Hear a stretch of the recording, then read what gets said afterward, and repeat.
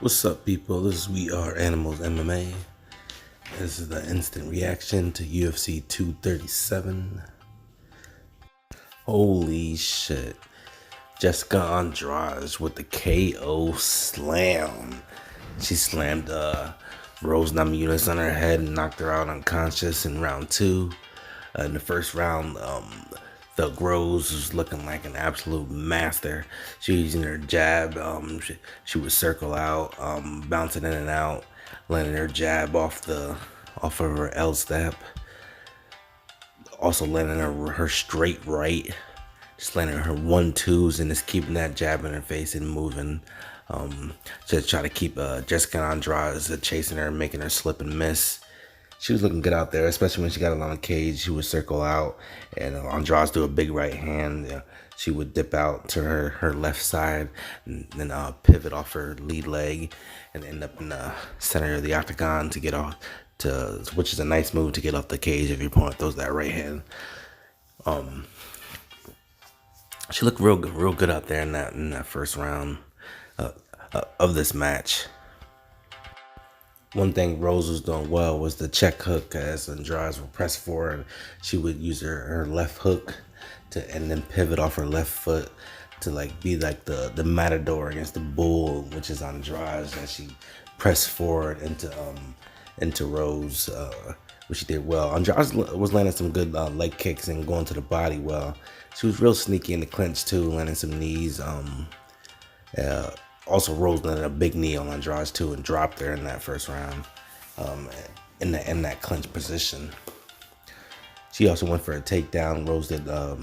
She caught her in like a Kimura trap along the fence, and Andrade went to pick her up to go for that big slam of hers, and she couldn't really. She slammed it down, didn't really get a good angle. Then Rose trying to tack the armbar after the slam because she was holding on to Kimura. Real close, but Andrade got out of that. And then in that second round, Andrade pressed forward on her, trying to get her against the cage to go for to get her down on the mat to switch up the game plan.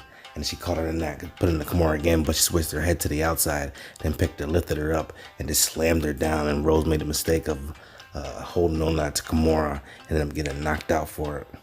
But definitely a great fight for Andrade. Alright, first start with the Jose Aldo and Alex the Great Volkanovski fight.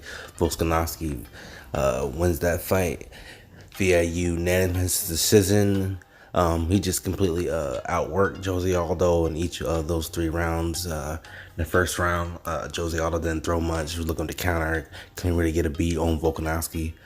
Volkanovski kept dropping to his right, trying to stay away from the power side of Jose Aldo.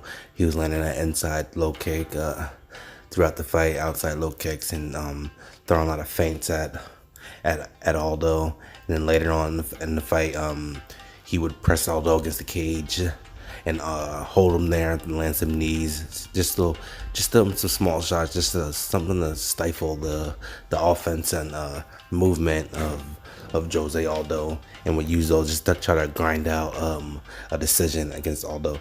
He looked good out there. Aldo just wasn't active enough. He threw his leg kicks.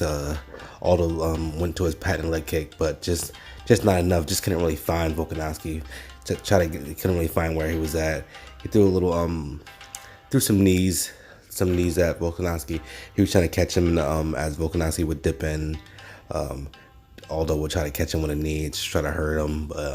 He just wasn't active enough and just couldn't really get a beat on Volkanovski. Definitely a good win for him. He's probably next for Max. Probably have to look at other guys, but he's on was that 6 straight wins or so, probably something like that for him in the UFC. And he's looking like a real threat in that division. So I'm definitely going to be excited to watch him fight in the UFC for his next match. And then we go to the co-main, Anderson Silva and Jared Cannonier. The fight ends early due to an injury to an inside low kick that Cannonier landed on the southpaw. Anderson Silva. Jared Cannonier was very patient from the start, landing that inside kick on Anderson. Anderson, which is just standing in front of him as he does early on in his fights, and didn't really go to even like check those low kicks, those inside kicks, and he just his leg gave out on him, and Cannonier was looking to follow up on him, and the ref jumped in and stopped the match. It was just a crazy injury. Definitely, Cannonier caused that injury himself by landing over 7 or 8 of those inside low kicks, and apparently that was probably part of his game plan to attack that low kicks, to give him something different, Anderson something different to be wary of in that match. I mean, it was kind of anticlimactic. Definitely want to see more out of both fighters, but sometimes the fight game goes like that, and you just gotta live with it. And then Cannonier at the head there was getting booed by the crowd there as they were screaming that you're gonna die at him. And it was just pretty rude there. The crowd is definitely a really hostile crowd in Brazil there for anybody, win or lose, and that definitely wasn't Cannonier's fault at all for that match. He did what he's supposed to do. He went out there and won that fight and injured his opponent, and that's the name of the game of MMA. You go out there and injure your opponents. So I don't know why. I understand the crowd's upset. That's their guy, and Silva, the GOAT, of course, but definitely disrespectful to boo Cannonier in that match. So Cannonier moves on, and we'll see what happens with Anderson, if he can return after this, and see about his future, and then we'll see about Cannonier's future in the middleweight division. That's getting really exciting, by the way. We got Israel Adesanya and Robert Whittaker supposedly supposed to be fighting coming up soon. So you got Cannonier coming up as well there, and be sure to look out for that in the near future. All right, let's talk about some other fights on the card. Let's talk about the Clay Guida BJ Penn matchup. BJ Penn looked good out there in the first round. He was landing his jab and his check hook on Clay as Clay would enter, and as Clay was using his jerking movements to come in. He was trying to land big hooks on the head of BJ, and Clay also started building up those leg kicks throughout that match as well. In that first round, and probably the beginning of early on in the second round, BJ was looking real good at keeping Clay Guida at distance with his jab. Clay had trouble trying to find him in that first round. In the second round, BJ started slowing down due to the leg kicks of Clay. It looked like, and Clay would just press him against the cage and release the clinch along the cage, and look to land strikes on BJ Penn. And he also tried to get him down against that cage. He also dropped him in I'm not sure what round that was, maybe the second or the third round. Looked like he could have finished, but he just decided to clinch up with BJ along the cage and looked to wear him down, going that route instead of trying to be out in space where BJ was doing real well in that space. BJ looked like he regained his energy with 30 seconds to a minute left or so in that third round, and he started really pushing the pace just a little bit more, slightly a little more than Clay Guida, but it was just a little too late in the match, and looked like he gassed out there in the second early on to that last little sprint at the last 30 or so seconds of that third round.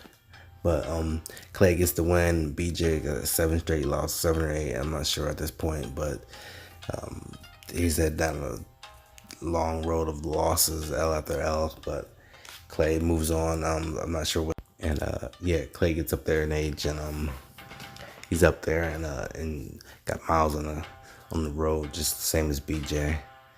So we'll see what happens to them in their future. Another pretty good fight in the card was Thiago Alves versus Lorenzo Staropolo. Staropolo was really using a whole assortment of tricks and moves and strikes. He would switch stances on Thiago. He would throw low kicks, high kicks. He would look to land his 1-2 from either stance. He was just bouncing in and out, cutting angles, getting Thiago to chase and follow. But Thiago was also first round wasn't too much action, and they were doing a lot of filling out in that first round. But come second round, Staropolo was really picking it up, started landing some more shots. Same with Thiago. Thiago was really going to the legs and the body a little bit more than Staropolo. Staropolo was mainly targeting the head in that matchup, and I think his movement, a little bit of his more activity was probably what got him the W in that matchup against the savvy veteran Thiago Alves. Also on the card, Irene Aldana got a win over Beche Cohera. That was a good fight, really scrappy fight from both of these ladies, and Beche looked like she actually improved in her match, adjusted in the fight as she was getting eaten apart by the jab of Aldana. She looked to find a way inside of that reach advantage that Aldana had on her, and looked at her shots to the body and hooks to the head, and her right hand, which was definitely catching Aldana and pushing her back. It was a great, really good fight, that match. Donna gets that third round sub armbar, which was good. She looked to attack the back of Beche Cohera, and she like she was about to go over the top, bailed off, and then attacked that armbar, and then he got that armbar and get a quick tap from Beche, who was pretty was bleeding profusely out of her nose there, and looks like she got hurt somewhere. I'm not sure where, but maybe on the knee when she came in on that takedown, and Aldana reversed it, but Aldana gets the real late submission, and she looks to be a real interesting threat in that division. Hani Barcelos gets a KO in the second round of his opponent. In that matchup was a UFC newcomer who he beat, and he got 3 finishes in this bantamweight division in the UFC. So definitely be on the lookout for him. He looks to be a really solid fighter out there. Oh, and how can I forget about Warley Alves versus Sergio Moraes? Warley Alves is he really put his kickboxing prowess on full display against Moraes, landing that low leg kick and timing it well as Moraes would step and he tacked that lead leg and really damaged his leg. Was like mangled in there. He landed over probably 20 plus, 25 plus low leg kicks on him, and then we get him to drop his hands. He ended up KOing him in the third with I believe it was a right uppercut, and then dropped him along the cage in that where he had no space, and he couldn't see that shot coming either. He was worried about them leg kicks all day. Warley Alves really looks sharp out there. Well, that's the end of my instant reaction video. This is We Are Animals MMA. Be sure to check out some of my other content in the near future. Peace.